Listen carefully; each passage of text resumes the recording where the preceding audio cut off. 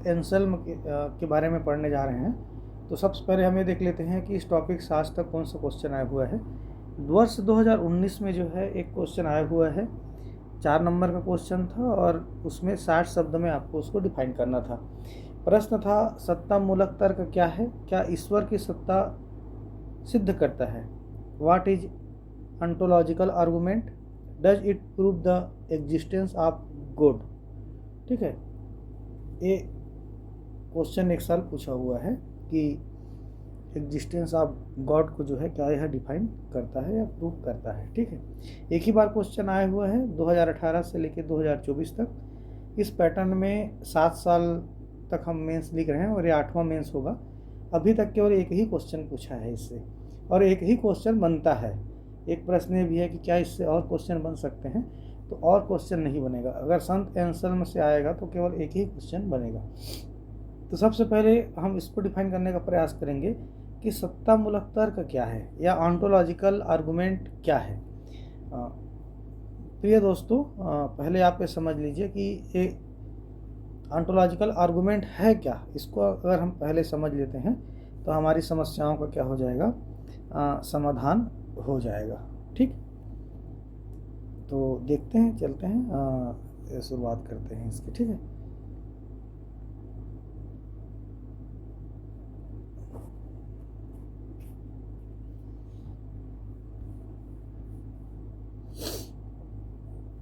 चलिए।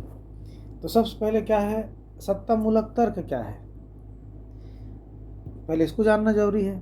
सत्ता मूलक तर्क मतलब यह एक प्रकार का तरीका है जिसके माध्यम से हम ईश्वर को प्रमाणित करते हैं। किसको प्रमाणित करते हैं? ईश्वर को। हमारे पास बहुत सारे साधन हैं, लगभग 11 प्रकार के तरीके हैं जिसके माध्यम से हम ईश्वर को प्रमाणित करते हैं। उसमें से एक ऑन्टोलॉजिकल आर्गूमेंट है, एक टेलियोलॉजिकल आर्गूमेंट है, प्रयोजन मूलक उसको हिंदी में कहा जाता है, एक कैजुअल आर्गूमेंट या कॉस्मोलॉजिकल सृष्टि मूलक तर्क या इसको कारण मूलक तर्क कहते हैं, एक मोरल आर्गूमेंट भी है, नैतिक तर्क।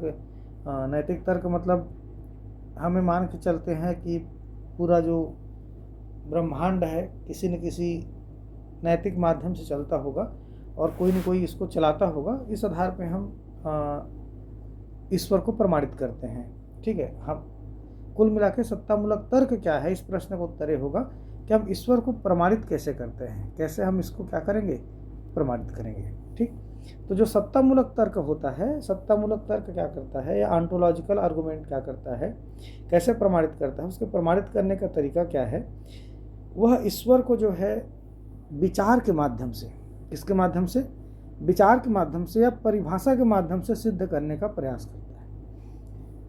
ठीक, सत्तामूलक तर्क क्या है, इस प्रश्न का उत्तर क्या होगा, ईश्वर को अनुभव के माध्यम से सिद्ध ना करके विचार या परिभाषा के माध्यम से सिद्ध करने का प्रयास किया जाता है। कौन कौन सा माध्यम है, विचार और क्या, परिभाषा।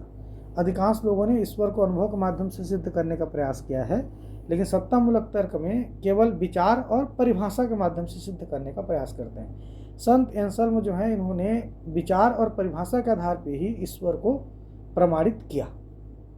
ठीक, एक प्रश्न उसके बाद ये उसमें पूछा गया है कि क्या सत्तामूलक तर्क के माध्यम से ईश्वर को सिद्ध किया जा सकता है, तो उसका सीधा सा उत्तर होगा कि हाँ, सत्तामूलक तर्क से ईश्वर को सिद्ध किया जा सकता है। अब एंसेल्म ने क्या कहा, उन्होंने कहा कि ये कोई भी व्यक्ति है, ठीक है, यदि उसके मन में ईश्वर का विचार आता है, थिंकिंग ऑफ गॉड, मतलब विचार आता है, ये स्पष्ट है, इससे यह प्रमाणित हो गया कि ईश्वर है। देखो भाई, आप समझ लीजिए 11वीं सदी के क्या हैं, पोप हैं। और पोप मतलब आप ये समझ सकते हैं कि जो भी कोई धर्म है उस धर्म का प्रमुख व्यक्ति, तो उसने जो भी कह दिया हम उसको अक्षरशः मान लेते हैं। तो वैसे ही एंसेल्म है, उन्होंने कहा कि सबको, बहुत सारे लोग बैठे हुए थे और उस ईश्वर को प्रमाणित करने का प्रयास कर रहे थे, तो उन्होंने कहा कि मैं ईश्वर को जो है ऑन्टोलॉजिकल तरीके से या सत्तामूलक तर्क से प्रमाणित करता हूँ। उन्होंने सीधे कह दिया कि क्या जितने भी लोग उनके अनुयायी थे या जो उस मंच पे बैठे हुए थे, उनसे कहा कि क्या आपके मन में ईश्वर का विचार आता है, तो सब ने कहा कि हाँ, ईश्वर का विचार आता है। तो इन्होंने कह दिया कि हाँ, अगर सबके मन में ईश्वर का विचार आता है मतलब यह प्रमाणित है कि ईश्वर है। सीधी सी बात, विचार आ रहा है मतलब प्रमाणित हो गया कि ईश्वर है। फिर उन्होंने कहा, इसको आप समझ लो, अगर इंग्लिश मीडियम वाले हैं तो आप इसको ऐसा लिख सकते हैं कि God as being that which nothing greater can be conceived. अब फिर अगला परिभाषा के माध्यम से प्रमाणित कर रहे हैं। एक तो विचार के माध्यम से प्रमाणित कर दिया कि भाई ईश्वर है, और सबके मन में उसका क्या आ रहा है, विचार आ रहा है, मतलब ईश्वर है। फिर उन्होंने कहा कि यह जो ईश्वर, अब परिभाषा के माध्यम से प्रमाणित किया, विचार के माध्यम से तो प्रमाणित कर दिया कि भाई सबके मन में विचार आता है इसलिए ईश्वर है। फिर परिभाषा उन्होंने देते हुए कहा कि ईश्वर जो है परम पूर्ण है।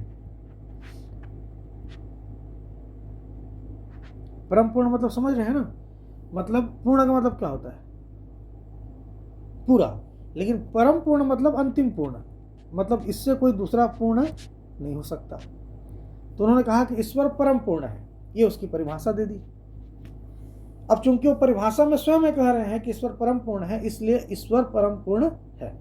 अब देखो, अब इतने सारे लोग बैठे रहेंगे, तो उन्होंने कहा कि ईश्वर का विचार आया मतलब ईश्वर है। ईश्वर की परिभाषा दे दी कि ईश्वर परम पूर्ण है, मतलब ईश्वर अंतिम सत्य है। जैसे शंकराचार्य ने कहा कि ब्रह्म परम सत्य है, ठीक वैसे ही इन्होंने कहा कि ईश्वर जो है परम पूर्ण है। फिर इन्होंने लोगों से कहा कि चलो हम इसको प्रमाणित करते हैं, चलो मान लो, कहा कि एक ईश्वर है, वह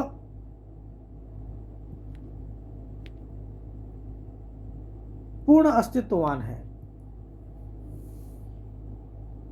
सबने कहा हाँ, चलो हम ये मान लेते हैं कि एक ऐसा ईश्वर है जिसका अस्तित्व नहीं है, अस्तित्व नहीं। एक ईश्वर ऐसा है जो पूर्ण अस्तित्व है, और एक ईश्वर ऐसा है जिसका पूर्ण अस्तित्व नहीं है। फिर उन्होंने कहा कि अगर हम ये मानते हैं कि एक ईश्वर पूर्ण अस्तित्ववान है और एक ईश्वर जो है जिसका अस्तित्व नहीं है, तो इसमें से बताओ कि कौन बड़ा है या कौन सही है। तो सारे लोगों ने एक साथ एक स्वर में कहा कि जो ईश्वर जिसका पूर्ण अस्तित्व है वही सही है, मतलब ईश्वर की सत्ता क्या हो गई, प्रमाणित हो गई। फंडा क्लियर हुआ। तो इसमें आपको ज्यादा विचार करना नहीं, केवल ये मान लेना है कि भाई आपके मन में विचार आया ईश्वर का, मतलब ईश्वर है। फिर परिभाषा उन्होंने दिया कि ईश्वर जो है पूर्ण अस्तित्ववान है, तो सबने कहा हाँ है। तो चलो कहा कि चलो मान लिया जाए, आपके मन में यह संदेह आता है कि ईश्वर पूर्ण अस्तित्ववान नहीं है, तो क्या होगा, एक ऐसा ईश्वर होगा जिसका अस्तित्व नहीं है, तो इन दोनों में से कौन सही होगा। तो उन्होंने कहा कि जो ईश्वर क्या है जिसका पूर्ण अस्तित्व है। ये आपका संत एंसेल्म का थ्योरी है, ठीक। और आपको देखो, कुछ लोग बच्चे, बहुत सारे विद्यार्थी होते हैं जो ये पूछते हैं कि सर समझ में तो आ जा रहा है लेकिन हम उसको लिखे कैसे। तो सिंपल सा आप क्या लिखेंगे कि सत्तामूलक तर्क क्या है। यह सत्तामूलक तर्क में पहला ही आंसर आप ये लिखेंगे कि ईश्वर को प्रमाणित करने का एक तरीका है जिसमें अनुभव के आधार पे प्रमाणित नहीं किया जाता, विचार और परिभाषा के आधार पे सत्ता को प्रमाणित करते हैं। ये इसका 2 नंबर का आंसर हो गया। अब अगला प्रश्न उसी में लिखना है कि क्या सत्तामूलक तर्क से ईश्वर को सिद्ध करते हैं। तो आपको सीधे लिखना है हाँ, सत्तामूलक तर्क से ईश्वर को सिद्ध किया जा सकता है। फिर उसके बाद आप एंसेल्म के विचार को लिखेंगे कि एंसेल्म के विचार में क्या लिखेंगे आप कि एंसेल्म ने कहा कि यदि व्यक्ति के मन में यह विचार आता है कि ईश्वर है, मतलब विचार आता है, इसका शाब्दिक अर्थ है कि ईश्वर है, यह प्रमाणित हो गया। फिर उन्होंने कहा कि जो परिभाषित किया ईश्वर को कि जो मैं ईश्वर की बात कह रहा हूं वह परम पूर्ण है, मतलब अंतिम सत्य है। तो सब ने कहा हाँ। तो उसको परिभाषा कैसे प्रमाणित किया कि एक ईश्वर है जिसका अस्तित्व है, एक ईश्वर है जिसका अस्तित्व नहीं है। तो सीधी सी बात है कि हम उस ईश्वर को मानेंगे जिसका अस्तित्व है। आपको 4 में से 4 अंक मिल जाएगा। क्लियर हुआ, ठीक। इंग्लिश मीडियम वाले देख लीजिए, 3 लाइन को आप लिख लो, ठीक। इसको मैंने पहले हिंदी में पढ़ लेता हूँ, फिर उसको आपको इंग्लिश में पढ़ लूंगा, ठीक है। संत एंसेल्म द्वारा दिए गए तर्क। एंसल्म ने ईश्वर को एक ऐसी सत्ता के रूप में परिभाषित किया जिससे बड़ी किसी चीज़ की कल्पना नहीं की जा सकती। मतलब इससे बड़ा चीज़ आप अपने शब्दों में लिखें तो यह पूर्ण अस्तित्ववान।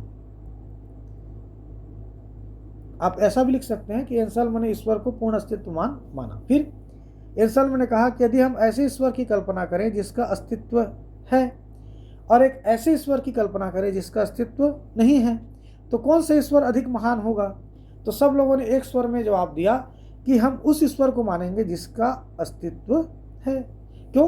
क्योंकि यदि अस्तित्ववान ईश्वर अस्तित्वहीन ईश्वर से महान है तो यह स्पष्ट है कि एक ऐसी सत्ता होने के लिए जिससे बड़ी किसी चीज़ की कल्पना नहीं की जा सकती, ईश्वर का अस्तित्व होना क्या है?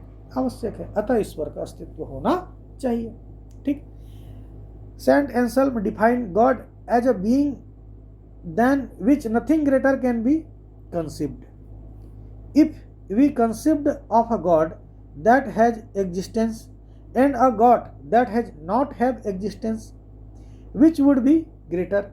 If God with existence is greater than without existence, it follows that God must have existence in order to be a being than which nothing greater can be conceived. Therefore, God must exist. लिख लेंगे आप लोग। ठीक, चलिए, धन्यवाद। बस इतना ही आपको लिखना है। तो ऑन्टोलॉजिकल आर्गुमेंट क्या है, तो इसकी परिभाषा भी मैंने आपको बता दी। मुझे सुनने के लिए धन्यवाद।